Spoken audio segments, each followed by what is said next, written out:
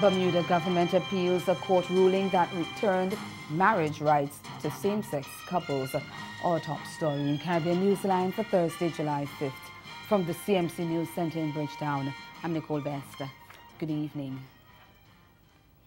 The Bermuda government has lodged an appeal against a Supreme Court decision to reverse the controversial ban on same-sex marriage in the British Overseas Territory.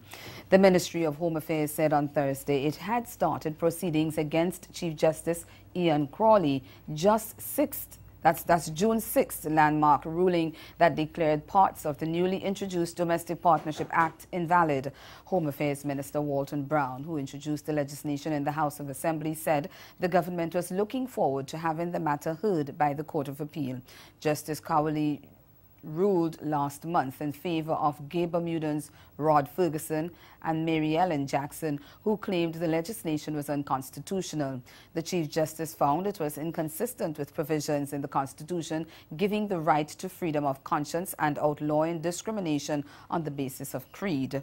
Ferguson has described government's decision to appeal the ruling as ill-advised and costly, and said the LGBT community would summon their voices and resources again as a united group to prevail. Same-sex marriage campaigners out Bermuda also hit back, saying it will never surrender equality for all Bermudans, and especially the LGBT families and couples who deserve it.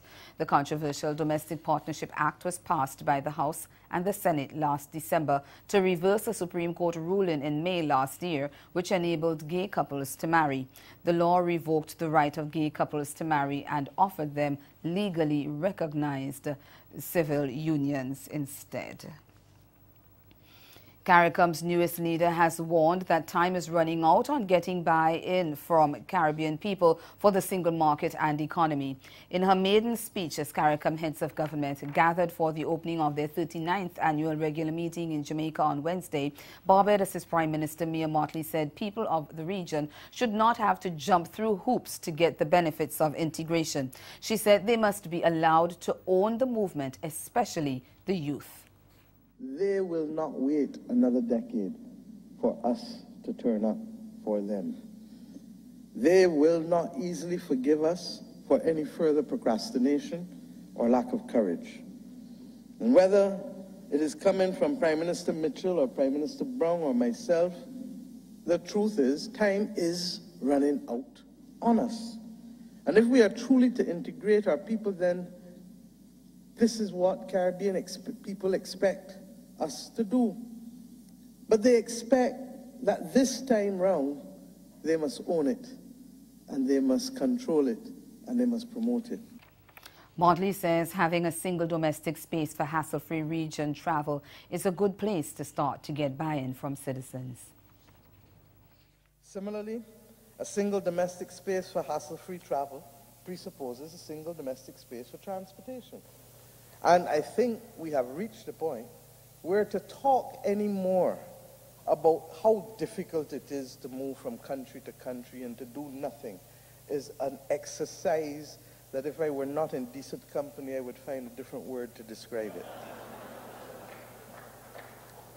Our people are intolerant of such idle conversation anymore. And if we are serious about a regional ferry service, then as governments, we must facilitate its execution by our private sector rather than talking about it at meetings. If we are serious about regional air travel, then we must address the fundamental concerns of LIAT and CAL and come to the conclusion that we can certainly do better than we are doing in 2018 with respect to moving people between island to island and country to country. Meanwhile, Jamaica's Prime Minister Andrew Holness said issues of crime, violence and security would be one of the main priorities of his chairmanship of CARICOM and will be addressed fully and frankly at the summit. He served that notice as he expressed concern that the incidence of gun and gang violence, though on the decline in some member states, has escalated sharply in others, and he said it was having severe effects on citizen security and economic development prospects. Do everything in our power to ensure that the well-being of each of our citizens, as well as our economy, infrastructure, and territory, are protected from all real and present threats such as the illicit trafficking in narcotics and firearms, trans-border criminal activities, and cyber attacks. If we fail in this crucial task, then our economic growth and sustainable development will be stymied, and our life-sustaining industries, such as tourism, could be destroyed.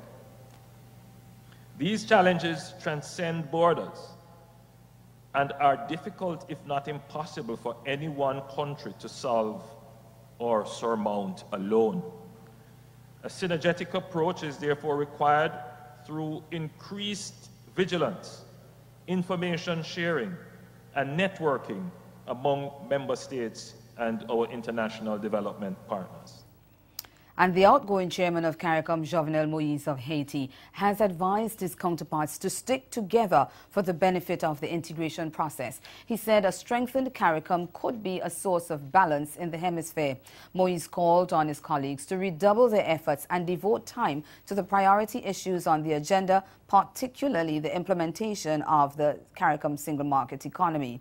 The Haitian leader also urged the conference to take a more sustained look at the operations of the Caribbean Disaster Emergency Management Agency, SEDEMA, and the region's ability to respond together and more quickly in the event of a natural disaster.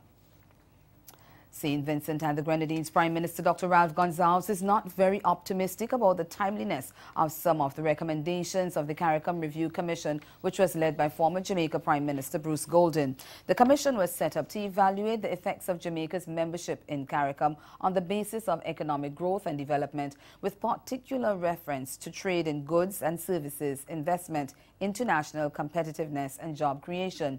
The report gave a number of recommendations and timelines for them to be implemented, but Gonsalves, who was one of the people appearing before the commission, told Television Jamaica on the margins of the summit that he could not see many of the things they requested happening within the given time frame.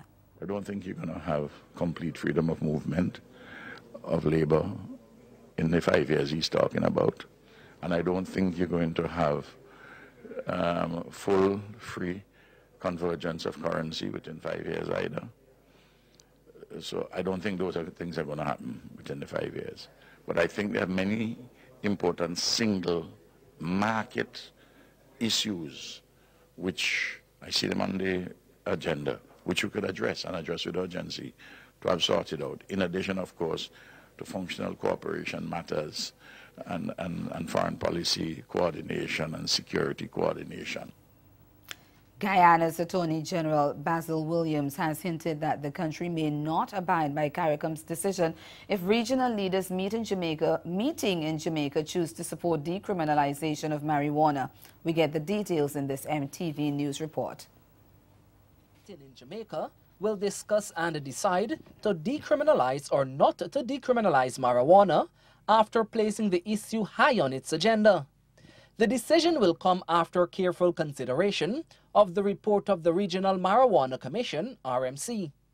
Regardless of the decision of CARICOM, Guyana is not mandated to follow suit, according to the country's Legal Affairs Minister, Basil Williams.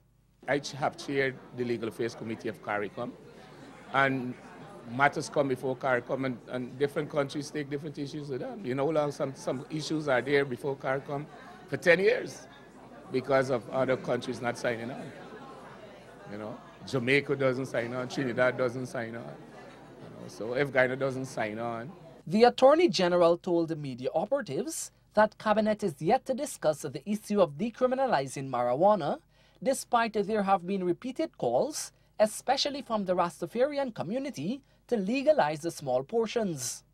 Additionally, Williams stated that magistrates should be cognizant of Guyana's prison situation before sentencing persons for marijuana trafficking. And so our magistrates must be conscious of that we have an overcrowded prison. It has led to 16 deaths 1 year and then another death the next year with fires and all kinds of things. So, and displacement. And so the judiciary cannot but take cognizance of what is happening in the system. And still to come in Caribbean Newsline, new predictions of fewer storms this hurricane season. Stay with us. There's more news after the break.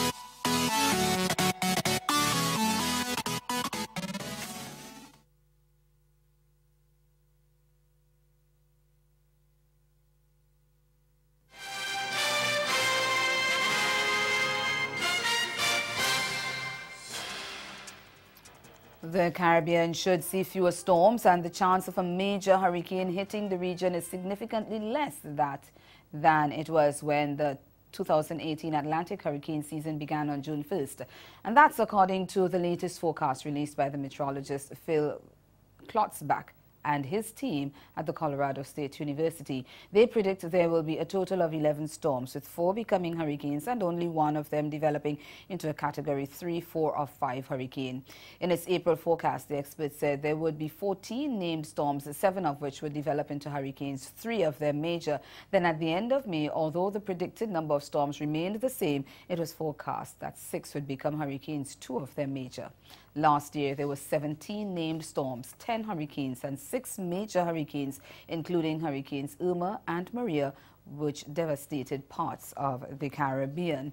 And even as the forecasters pointed to a below-normal season, Tropical Storm Beryl has formed in the Atlantic, and she formed earlier on Thursday. At 5 p.m., Beryl was located about 1,295 miles east-southeast of the Lesser Antilles and was moving toward the west near 16 miles per hour.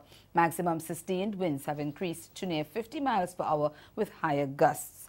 Additionally, strengthening this forecast, and Beryl could become a hurricane by Friday or Saturday. There are no coastal watches or warnings in effect at the moment. Government leaders in the Cayman Islands say they're monitoring a situation at the Immigration Detention Center where at least 9 Cuban men seeking asylum in the British Overseas Territory have gone on hunger strike. 3 of them have been detained for more than 2 years and considered themselves political prisoners. The Cubans posted a video and information about their protest on Facebook, apparently from inside the Immigration Detention Center using cell phones. They're upset about the amount of time they've been detained. Reports are that the men are members of the Cuban Nationalist Party. In the Facebook post, they accused the Caymanian authorities of collaborating with the Cuban government by not hearing their asylum claims. We have full knowledge of what we are looking for of the government, Human Rights Committee, and the immigration authorities of this country to recognize our condition as political refugees, which we came out of Cuba looking for freedom. We have been in prison for 2 years and 5 months without committing any crime. Cayman has a memorandum of understanding with Havana, which lays out the process of returning people considered by both governments to be economic migrants. Guyana's Customs Anti-Narcotics Unit is investigating 2 cocaine busts at the Chedijagan International Airport. One involved a vegetable exporter and the other a beautician. We get more in this report from Travis Chase of HGP TV. Anti-Narcotics Unit is preparing charges for persons involved in 2 separate cocaine busts. Kanu said that 5 men, including a shipper, remain in custody after Kanu agents found several packets of cocaine under a vehicle at the Chedijagan International Airport. This find was made on July 2. The men, including vegetable shipper Navindra Sarwan, were arrested after the cocaine was found under the vehicle of the shipper, Navindra Sarwan. That vehicle was parked inside the compound of the Camex Bond at the CGIA. Kanu said the shipper was scheduled to ship ground provision and the pumpkins on a cargo flight destined for Canada. Kanu said the suspected cocaine weighed over 7 kgs. In a separate incident, Natasha Blair, a 37-year-old cosmetologist of Grove, Eastbank, Demerara, was reportedly nabbed with cocaine stuffed in her sexual organ. The woman was booked to travel to JFK, New York on CARICOM Day, Monday. It is Kanu's story that Blair had checked in her luggage, and whilst on her way to the departure lounge, she was intercepted by Kanu ranks, who escorted her to a city hospital where suspected cocaine pellets were revealed in an X-ray image in her digestive tract. An object inserted in her lower extremity was also observed, Kanu said. The businesswoman who is admitted a patient has since, according to Kanu, extracted 1 large object suspected to be cocaine that was observed in her private part. Up to news time, the woman excreted 4 suspected cocaine pellets and remains hospitalized under guard.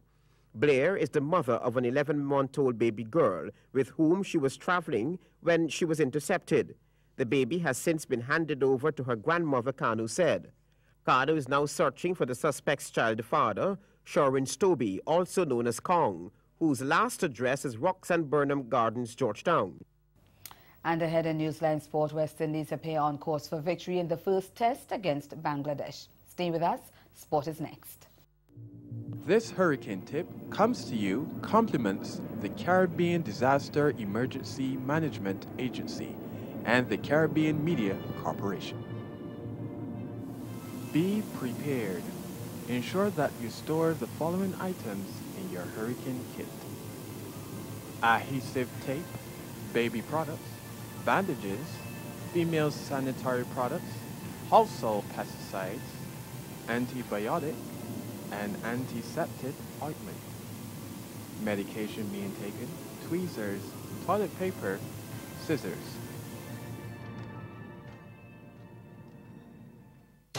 Her passion for what she believes is unmatched. So you couldn't, I wanted to get to the point where you can shake me off that perfect piece. A book-off radio host, philanthropist, and motivational speaker. And I said, I'm going to write you a check for $10,000, which I'm not. Spirit, soul, and body. To get them some help through the transition. I'm Karita D, and you're listening to Girlfriend Get a Life. Poor LeBron James. This is a guy who cannot catch a break. He drags scrubs to the playoffs. He drags them to the NBA Finals. He almost wins Game 1 in Golden State's arena. He loses because of a couple decisions going wrong by both the refs and his own team. And then for the rest of the season, he looks uninterested and unwilling to give his team and the Cleveland fans what they needed in order for him to at least push this to a Game 5.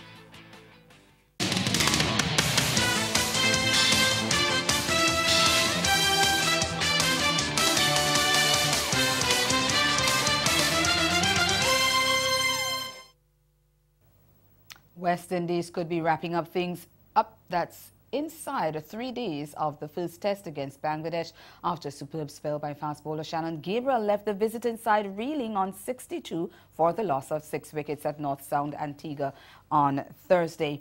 The Bangladesh were trailing by 301 runs after the Windies were dismissed for a mammoth 401 that was propelled by Craig Brathwaite, who posted his 7th test ton, and Shea Hope, who added 67 from 127 deliveries. Medium pacer Abu Jaid, that's Jaed, had figures of 3 for 84. Here are the highlights. The first to go was Devon Smith after he's picked up his 50. Openers adding 113 for the first wicket. Abu Jaid happy to pick up his first on debut. And then we saw an excellent catch from Litton Das to send a power back to the pavilion. Bounce, turn, and very quick reaction. Brilliant from Litton Das. This was Kamrul Islam going through the defenses of Bishu and hitting on the top of the off stump, uprooting the off stump. Brathwaite then, after the resumption, found himself dispatched quickly. A good diving catch of the bowling of Shakib Al Hassan.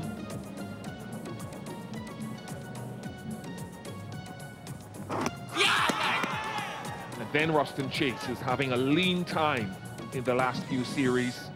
LBW, he actually almost walked for it.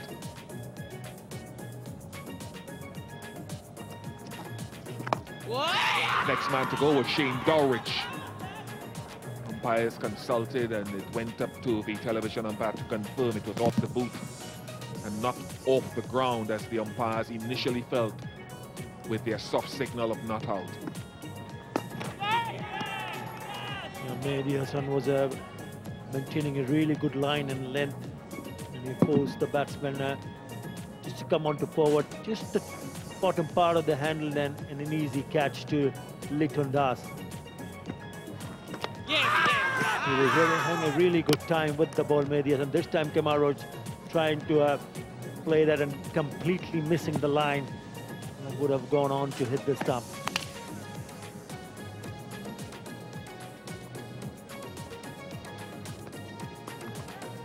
Good catch in the deep. I hope trying to hit it out of the ground, finding Tamim Iqbal, who judged it quite nicely and took it very comfortably indeed. third wicket off a slower delivery. You often don't see that from a seamer, especially in this format of the game, but it still pays good dividends.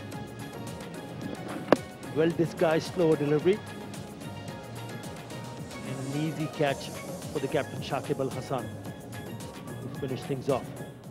But it was another terrible spell for Bangladesh, who were earlier dismissed for 43 after a superb innings by Kimar Roach. This time it was Spencer Gabriel who picked up 4 for 36, while captain Jason Holder took 2 wickets to leave the visiting side in a spot of bother going into day 3 of the first test. Trail by 363. There's 18 overs remaining in the day. We saw Tamim Wells starting to play some flashy shots. Then he got this edge it to the fielder. First wicket, and he never looked back from there on, Gabriel. No, he missed out. We're saying that at length here in commentary. He didn't get much of an opportunity. It was all Roach, but now, look at this. Wonderful display from Shannon Gabriel. Over the wicket, round the wicket. Muminal went nowhere. He paid the price. Litton Das couldn't control this. It was the extra bounce from the skipper, Jason Holder. Wonderful scene, presentation. Wide of the crease, put a shape out. Slip cordon. Oh, they were hungry. More pace and bounce again from Gabriel. Mushfiqur come out, feel the heat, and played some shots as only he can do. Captain, new captain back in it. Shakib came out, and at the end of Mushfiqur Rahim didn't go anywhere with the feet. Timber was knocked over. Muhammadullah came in, and Shakib went out. Once again, that sort of stroke where you don't get off the crease and you don't go anywhere and get squared up. Captain wraps his hands lovingly around that. Eddie, kiss behind, wonderful swing, a little bit of shape and enough to get the glove. Dowrich with the rest. Now, this should have been number 7.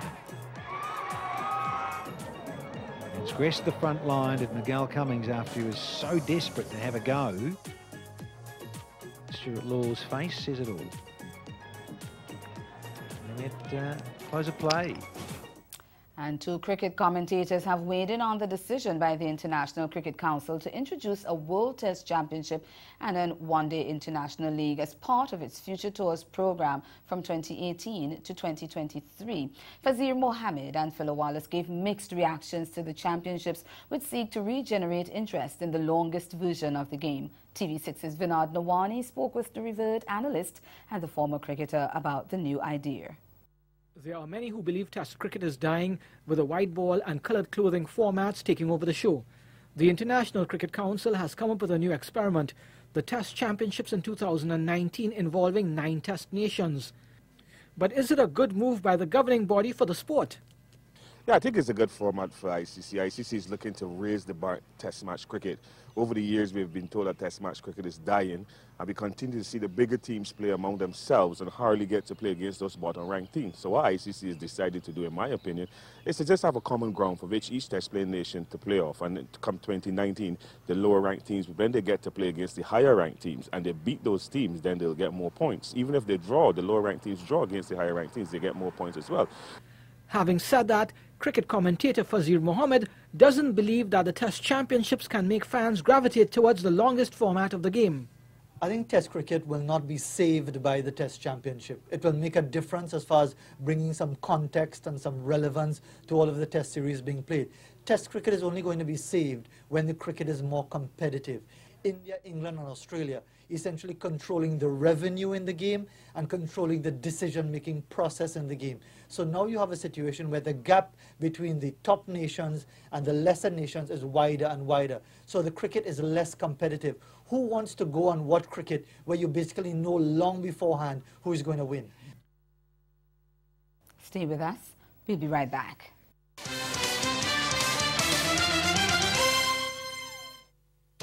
Her passion passion for what she believes is unmatched.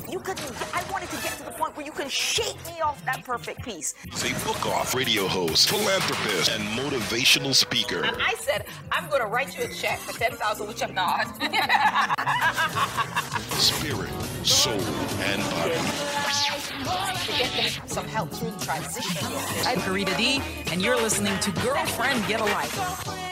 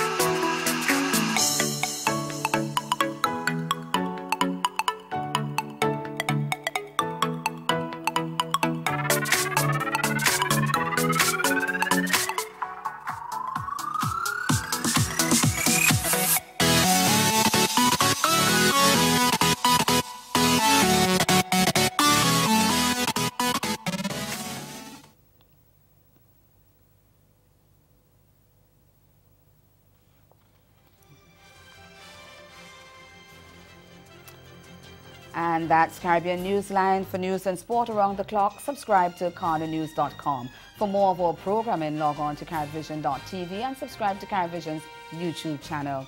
We'll be back here tomorrow, but from all of us at CMC News, thank you for watching. Do have yourselves a good night.